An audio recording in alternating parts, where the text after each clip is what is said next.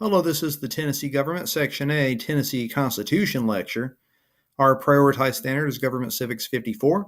Objectively, we're going to compare and contrast the Tennessee state government with the U.S. national government. There are similarities and differences between the U.S. Constitution and the Tennessee Constitution.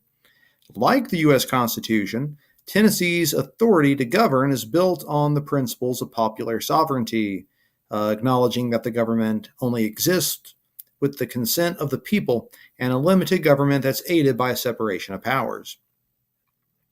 Both of the documents discuss individual rights. In the U.S. Constitution, the Bill of Rights is where you're going to find most of this. In the Tennessee Constitution, the Declaration of Rights is where you would find most of this. Both divide the powers of the government among legislative, executive, and judicial branches. And also, both branches have checks on the other, like courts having that power of judicial review.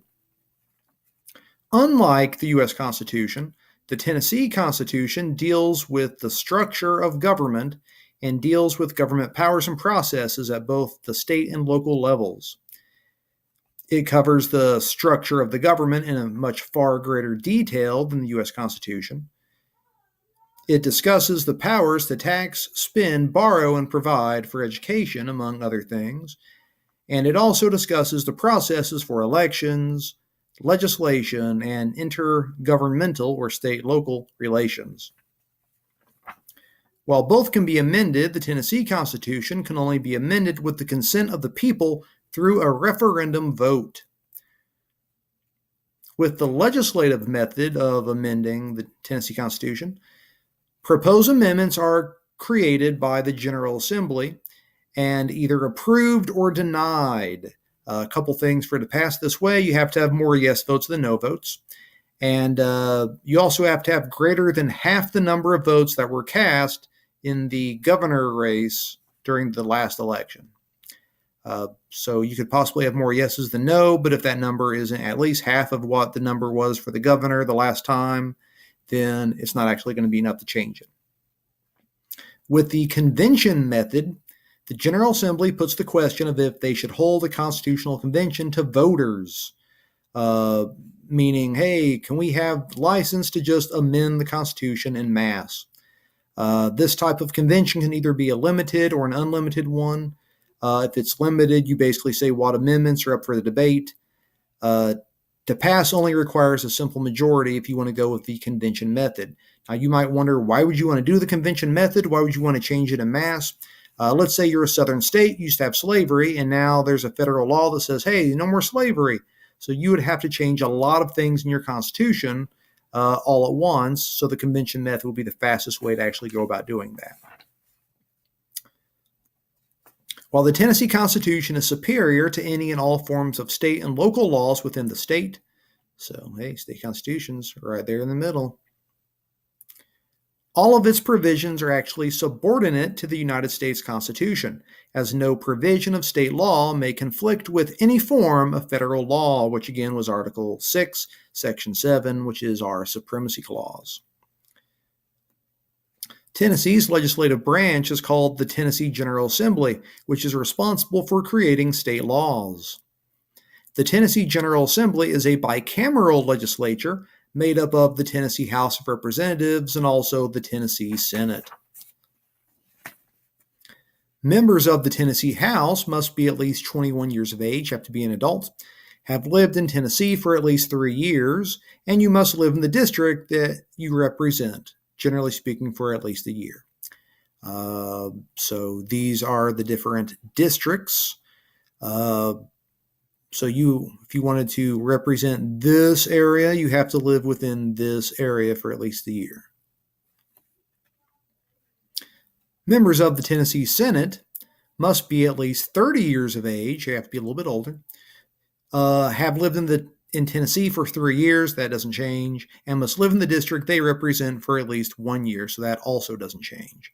If you notice the Tennessee Senate districts, there's less of them because there are less Tennessee senators.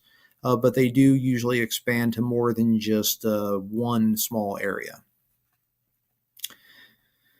Tennessee House members serve 2-year terms, while Tennessee Senate members actually serve 4-year terms. So this is the same lengthwise as the U.S. House of Representatives, but the Tennessee Senate does not serve 6-year terms, it's only 4-year terms. So that number does change a bit. The General Assembly is actually considered a part-time legislature and only has 90 legislative days a year. So they are not working year-round. They only work about a quarter of the year, and they're paid accordingly. I think the pay is around $35,000 a year, so it's not a lot of money that you make serving in the General Assembly in the state.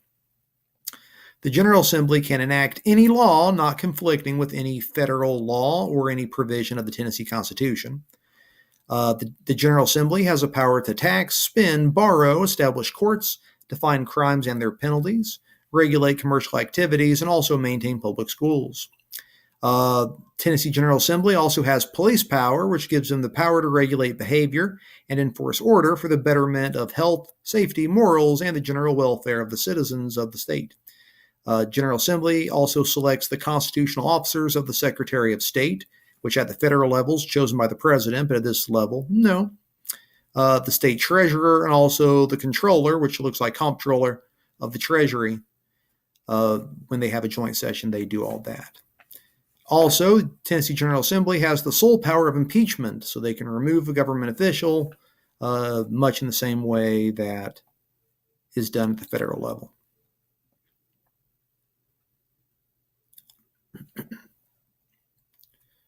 The powers of Tennessee's executive branch is vested in a governor, which is currently Bill Haslam, that is responsible for enforcing state laws and running operations of the state. To be governor, one needs only be 30 years old, be a U.S. citizen, which is something you need for all government posts, and have lived in Tennessee for at least 7 years. Should point out, you don't actually have to be a natural-born citizen. You can actually be born in another country and become a governor of the state of Tennessee. The governor is elected to a 4-year term and can only serve 2 terms. So only 8 years total is all the more time you can serve as the governor of this state. They are paid a lot better than members of the Tennessee General Assembly. I think around $178,000, a little bit more than that. Although our last 2 governors were independently wealthy and actually did not take the salary. But it is a much higher salary if you do take it. If there is a vacancy in the governorship, the Speaker of the Tennessee Senate becomes the governor, which is sometimes also called the lieutenant governor. Then beyond that, you got the Speaker of the Tennessee House of Representatives, then the Tennessee Secretary of State, then the Controller of the Treasury. And anything beyond that, I guess, is they just fight it out and see who gets power.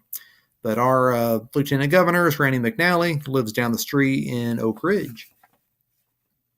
Tennessee's governor has several powers independent of the other branches of the state government. For instance, the governor appoints most state department heads and members of boards and commissions. The governor also is considered the commander-in-chief of the state's National Guard, except for when the federal government calls them into service. Tennessee governor can also veto legislation. Should point out, the veto can be overridden by a simple majority of both houses of the General Assembly. Not a 2/3 majority, just a simple majority. So generally speaking, the governor rarely vetoes any legislation in this state because it is so easy to override that veto. Although we do have what's called a pocket veto, where you can actually veto certain parts of a law, but not necessarily the entire law. So sometimes when a line item veto is used, sometimes that will actually stay intact.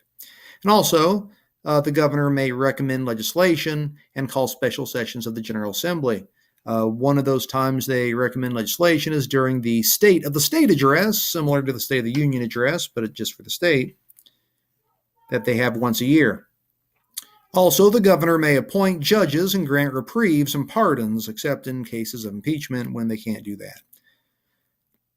The executive branch delivers numerous services to its citizens with the assistance of 22 cabinet-level departments and other agencies.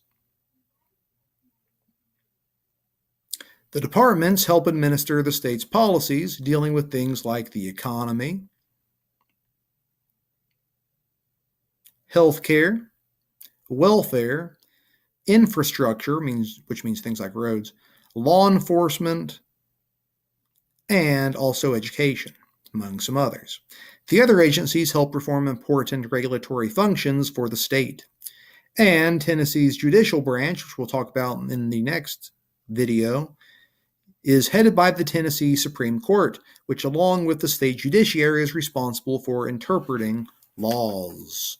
This concludes the Tennessee Government Section A Tennessee Constitution lecture.